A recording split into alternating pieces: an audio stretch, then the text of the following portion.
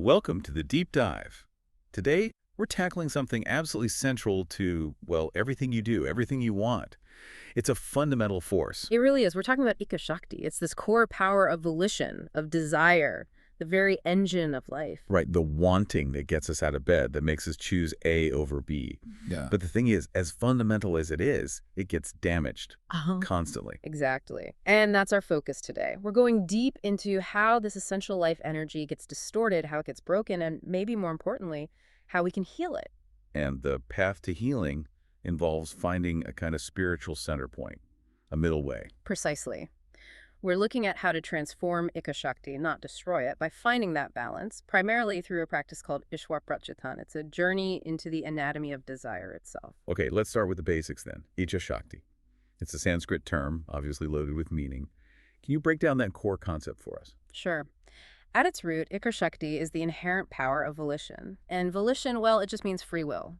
It's that feeling inside, that basic sense of, I want. So it's the energy behind any choice, any conscious impulse towards doing something. Yes. Making coffee, deciding to listen right now, deciding not to do something else.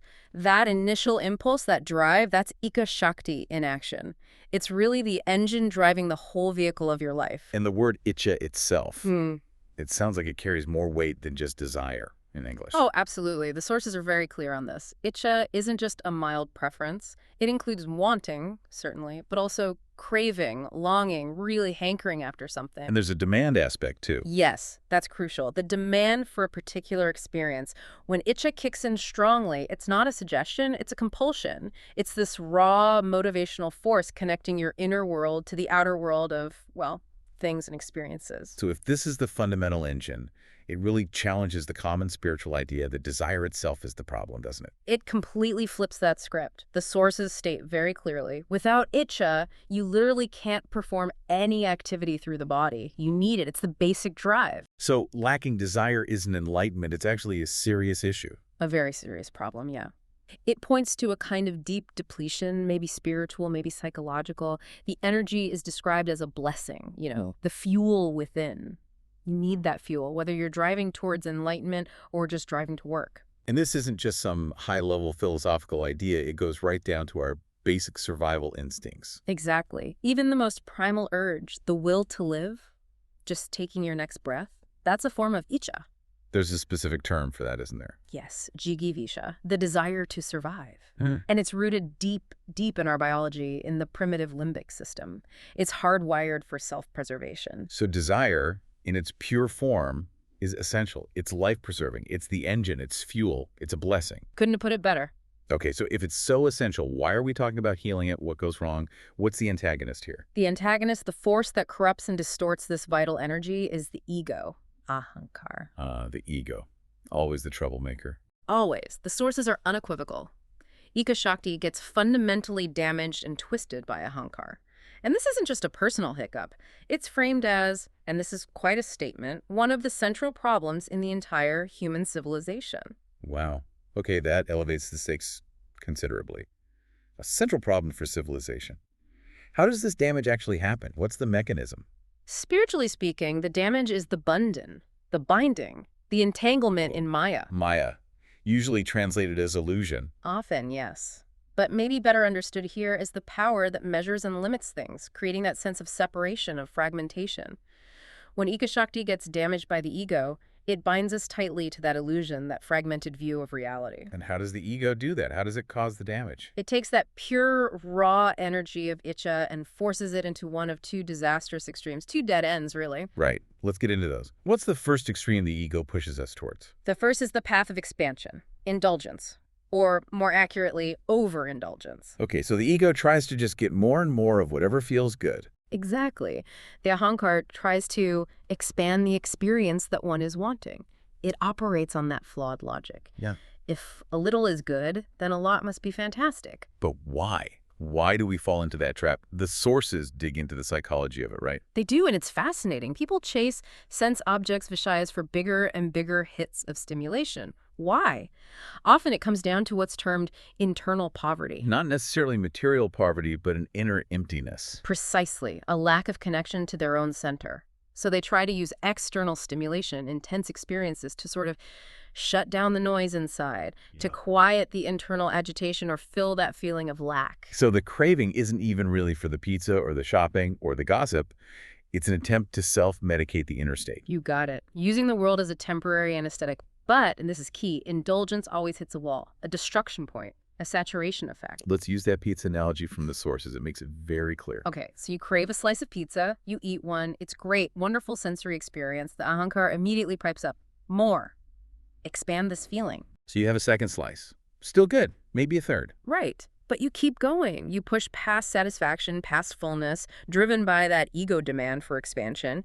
You eat 5 slices. Yeah. You physically cannot eat another bite. You've reached total saturation. What happens then at that point of complete fullness? That act, that overindulgence, actually destroys the Shakti, the energy, inside that specific desire. The wave of enjoyment doesn't just flatten, it crashes and breaks. And the immediate result isn't satisfaction, is it?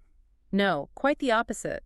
The sources describe a sudden wave of dislike. You feel bloated, maybe nauseous, definitely regretful. You think, oh, I don't want to even think about pizza for months. So you haven't transformed the desire.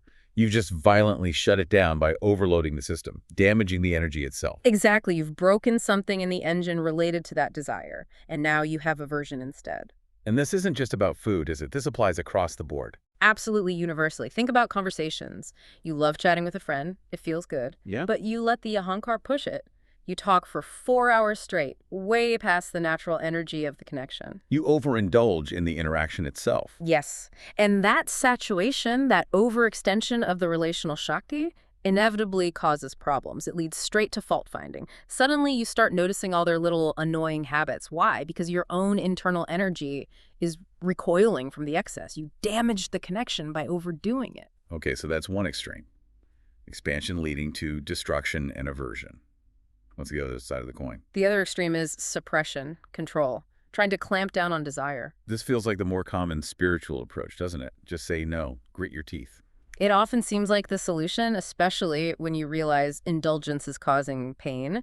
But suppression is equally destructive, just in a different way. It creates fragmentation. It leads to an internal battle of desires. How so? Explain that battle. Well, you have one desire pushing you, eat the pizza, driven by appetite, by Iccha, but then another desire rises up to fight it. Don't eat the pizza. Think of your health, your weight. And crucially, both desires are fueled by the ego. Yes. That's the insidious part. The ego wants the pleasure of the pizza, and the ego wants the pride of control, or the perfect body, or the moral superiority of denial. So it sets up this internal civil war, funding both sides. Leading to constant inner conflict. Immense conflict. And the sources are absolutely emphatic here.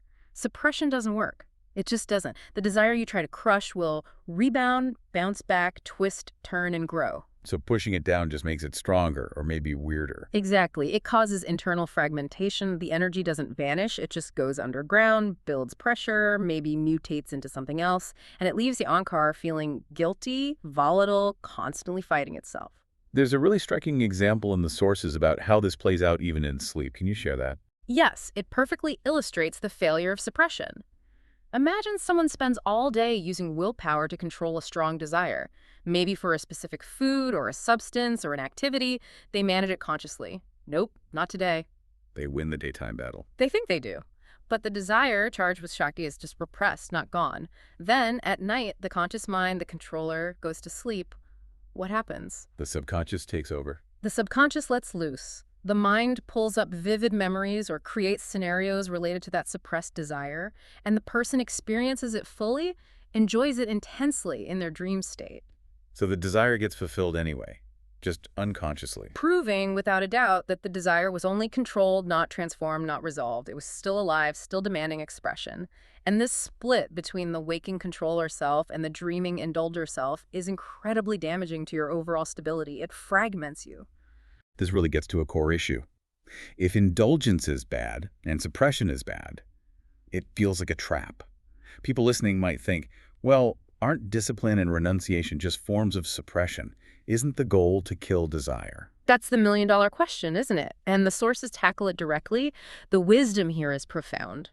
Trying to kill your Iccha is a path to disaster. It will backfire. The Iccha will end up killing you, spiritually speaking. So the goal isn't elimination. No. The purpose of human life, according to this understanding, is not to destroy desire, but to transform it, to take that powerful energy and redirect it. If you kill the energy, you kill the potential for that transformation. You need the engine, you just need to learn how to steer it. Okay, so we have these two damaging extremes. Indulgence leading to burnout and aversion, suppression leading to fragmentation and rebound.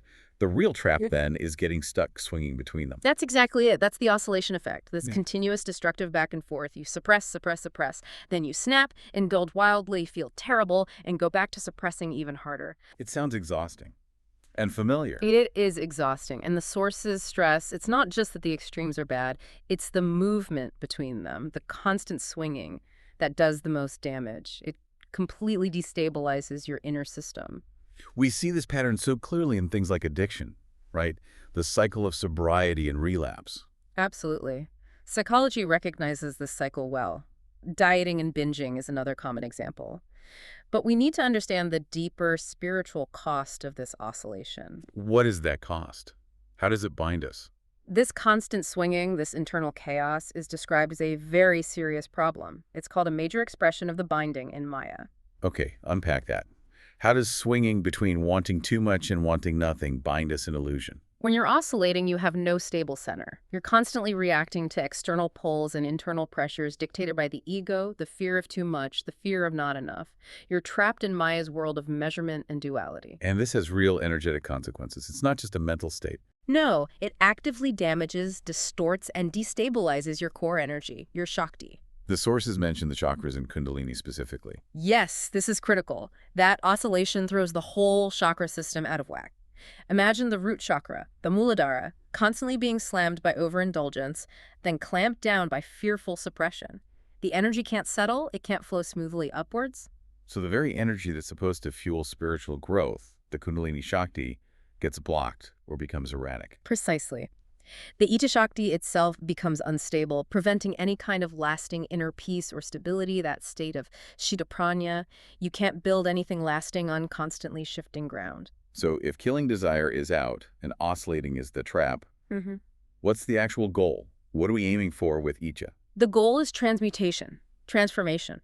Human life is understood here as the opportunity to transform desires into divinity, into connection with a higher reality. So taking the raw energy of wanting and changing its quality, its direction. Exactly. It's about harnessing that fuel, not spilling it or letting the tank run dry. It's like the difference between just running around frantically in the world, the sansar, chasing every shiny object, every vishaya, Which the sources say makes you run like a mad person, constantly damaging yourself. versus channeling that same running energy, that same intensity of longing towards a conscious higher purpose. That's the core idea. The energy itself, the Iccha, isn't the problem. It's perfect. It's the direction given by the ego that causes the damage. Healing comes from changing that direction, which starts by finding the center point. Okay, the remedy. If the problem is the extremes, the solution has to be in the middle. Finding the center point, the middle way. Sounds very Buddhist, but it's clearly central here too. Absolutely fundamental. The path to healing Iccha Shakti is discovering that precise point of balance. And the sources describe the state achieved there beautifully. When there's no suppression and no indulgence, the natural result is ananda, bliss. Not just happiness, but a deeper state of non-agitation. Exactly. The inherent peace of the self, undisturbed by the push and pull of desire. Sounds wonderful. But how do we find this elusive center point?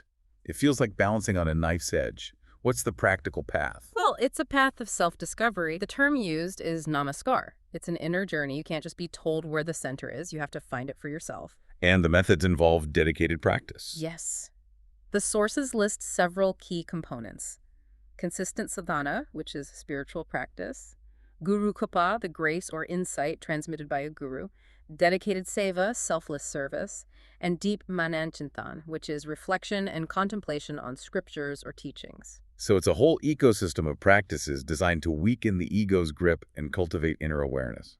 It really is. And practically speaking, finding the center involves setting a healthy boundary. But crucially, this boundary isn't based on guilt or suppression. It's a conscious measure to protect the integrity of your Shakti. You're aiming for a state of equanimity. That's the goal.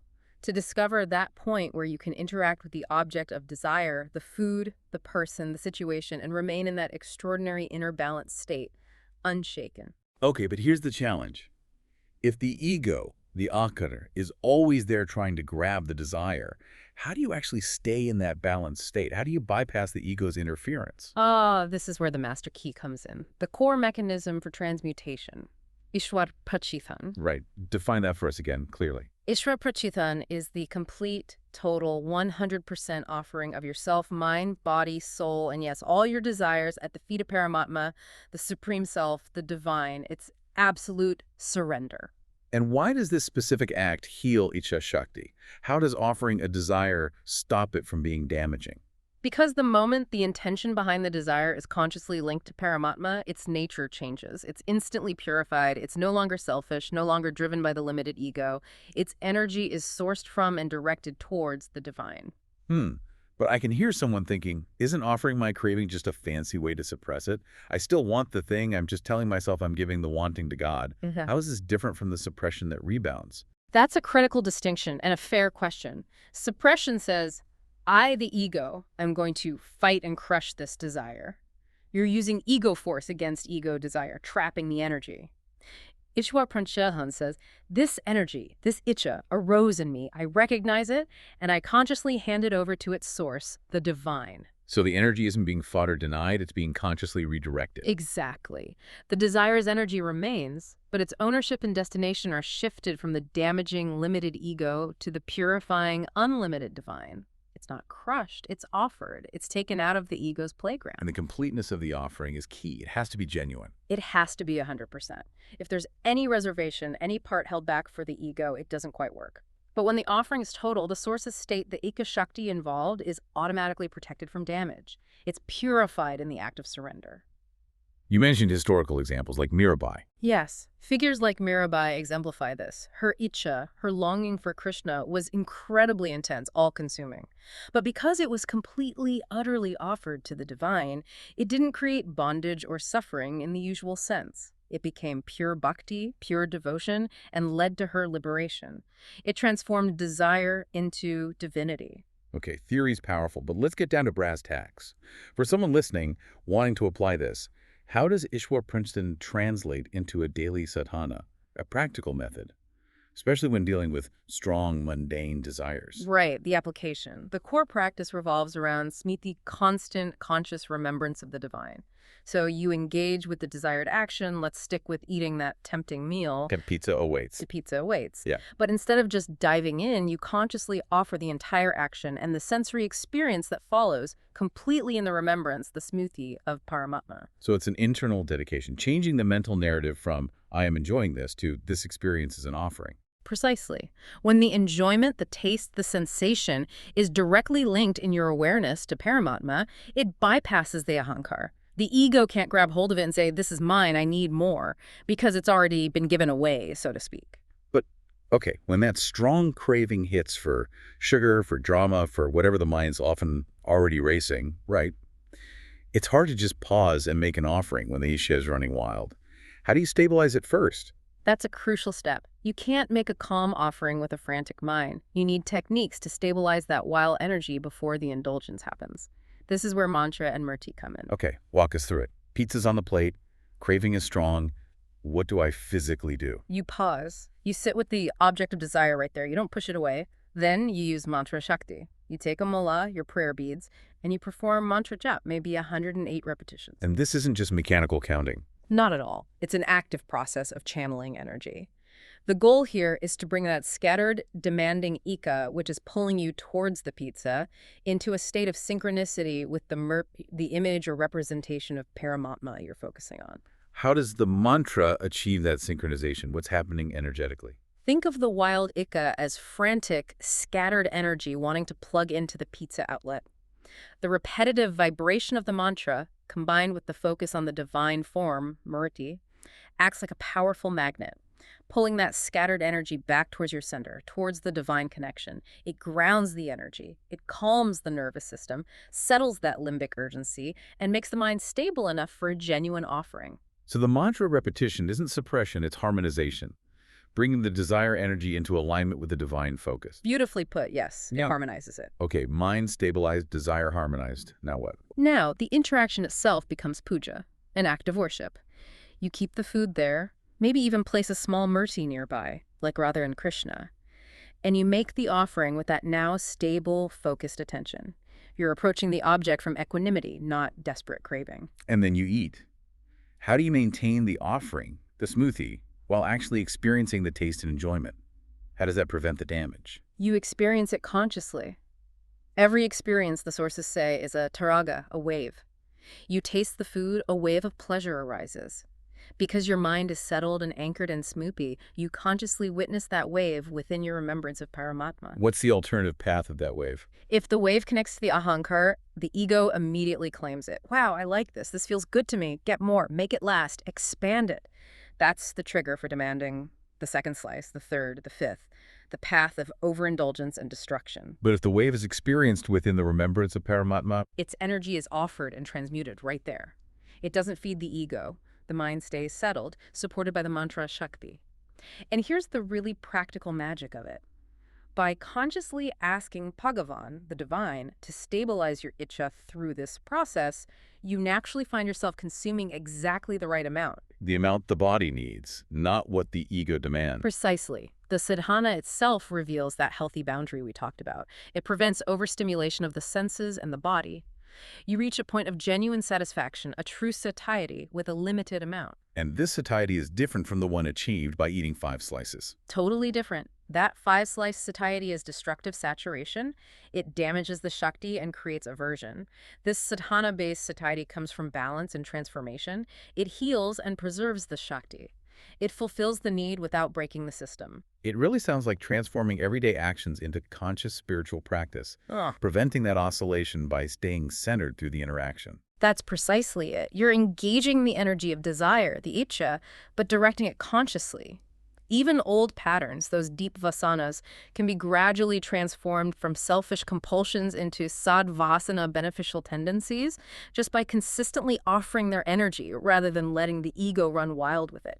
You keep the engine, but you learn to steer towards liberation. This principle, finding the right quantity, feels like the litmus test.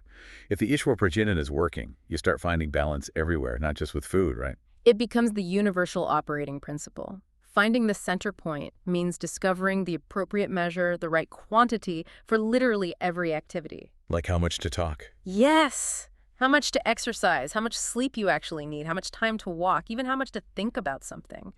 Overthinking is just mental overindulgence, isn't it? It leads to agitation. Let's bring it back to relationships. That's such a common area for this oscillation, intense connection followed by withdrawal or conflict. A really crucial application. The guidance from the sources is direct. Keep interactions short and sweet. Find the natural, energetic balance point. You have to consciously avoid overindulgence with anybody or anything. Because if you push past that right quantity in a relationship, If you talk for hours when the energy was really only there for one, if you demand constant attention, you overextend the Shakti involved in that connection. Your internal system inevitably recoils from the excess. and that recoil shows up as fault-finding, blaming the other person. Inevitably. The mind needs a reason for the aversion it suddenly feels because the energy got damaged. So it projects blame outwards. They talk too much. They're so needy. They have this annoying habit. But the root cause wasn't the other person. It was the lack of boundary, the overindulgence in the interaction that depleted your energy. Wow. So maintaining your own center protects relationships too. It all comes down to holding that internal connection steady no matter what's happening externally. That's the real practice, engaging with life, driving, working, talking, while maintaining that unwavering internal connection to Paramatma, not losing yourself in the interaction. The driving example really highlights this. The difference between someone lost in road rage and someone centered. Think about it. The typical disturbed driver. They lack that inner anchor. Their ahankar is totally reactive to the external vishayas, the traffic, the guy who cut them off, the clock. They're impatient, aggressive, honking, judging. Their Iccha Shakti is being violently pulled and pushed around. They're basically crashing into their own frustration and everyone else's. Because their desire to get there faster, to not be inconvenienced, is running unchecked, connected only to the ego. Exactly. But the centered driver, the one practicing this satana, They're still driving, still dealing with the same traffic. but they maintain the internal remembrance.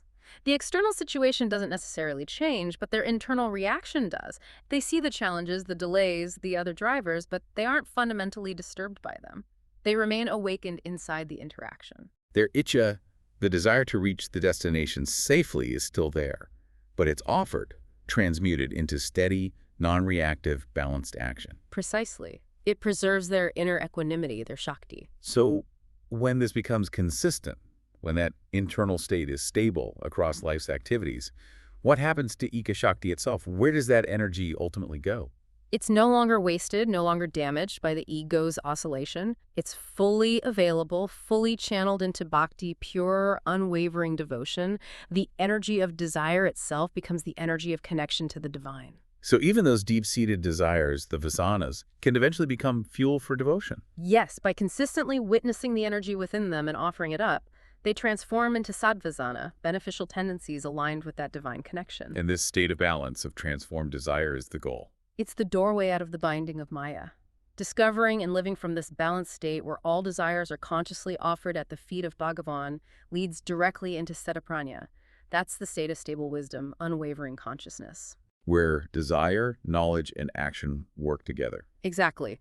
When Iccha, volition, jnana, wisdom, and kriya, action, are in perfect alignment, perfectly synchronized through this practice of offering, you move beyond the disturbances of Maya into sustainable ananda, true bliss. So, healing Iccha Shakti isn't just about feeling better, it's fundamentally about achieving spiritual liberation. That was incredibly rich. A really deep dive into the mechanics of desire and its transformation. Let's try to quickly boil down the key takeaways for everyone listening. Okay, first, Iccha Shakti, the power of desire and volition, is absolutely essential. It's the fuel, the engine, a blessing, not a curse. But second, this vital energy gets severely damaged by the ego, the ankar. Right. The ego forces it into the destructive extremes of suppression or overindulgence.